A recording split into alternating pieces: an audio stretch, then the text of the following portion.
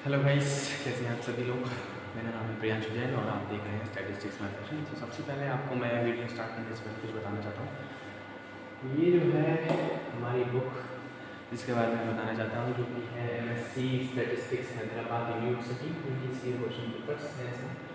और इसमें जो है हमने 2010 से 2021 तक के सभी सॉल्व पेपर आपको दिए हैं।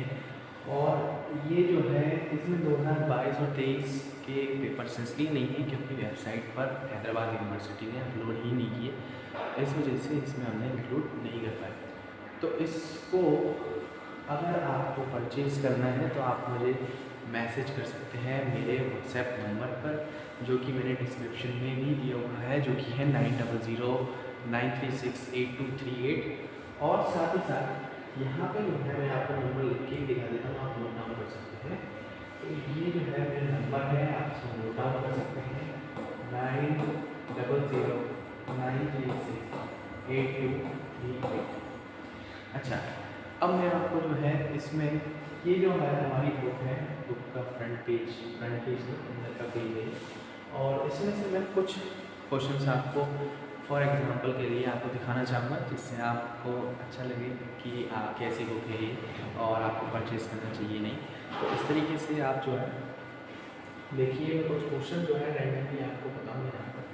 तो यहाँ पे जो है 2017 का एक क्वेश्चन है जिसे मैं डिस्कस करने वाला हूँ, जो कि है क्वेश्चन नंबर 8।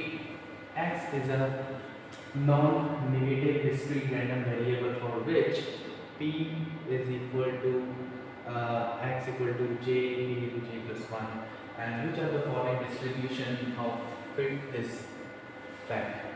इसमें जो है आपको कौन सा रैंडम वैल्यू, कौन सा डिस्ट्रीब्यूशन इसमें फिट होता है, इसके बारे में आपको बताना है।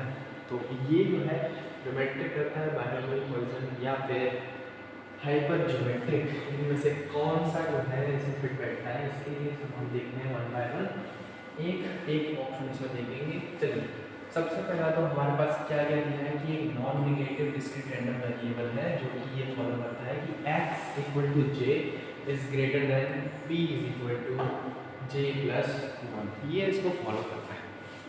अब इसके बाद आपको सबसे पहले तो हम ज्योमेट्रिक डिस्ट्रीब्यूशन के बारे में बात करते हैं कि ज्योमेट्रिक डिस्ट्रीब्यूशन में जो होता है probability of success decreases as the number of trial increases.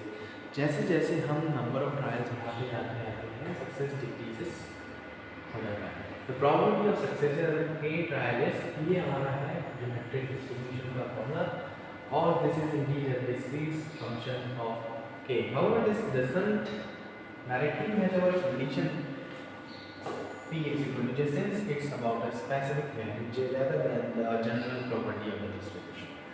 तो ये जो है इससे मैच नहीं कर रहा है, इस वजह से ये। अब बात करते हैं आगे इसका कि binomial distribution, for a binomial distribution the probability do not necessarily decrease as j increases, hence this does not fit the given condition। तो इस केस में भी बाइनोमियल डिस्ट्रीब्यूशन ये कह रहा है कि जैसे do not necessarily decreases as j increases. देखिए यहाँ पे एक्चुअल में है क्या, ये फंक्शन हमको क्या कहना चाहता है, ये फंक्शन ये कहना चाहता है कि प्रोबेबिलिटी अगर बढ़ती है, प्रोबेबिलिटी अगर बढ़ती है उसकी प्रोबेबिलिटी, जैसे कि इसमें हमने प्लस 1 बढ़ा दिया तो प्रोबेबिलिटी क्या होगी, कम होगी, जो भी लेस देन प्लस है ना।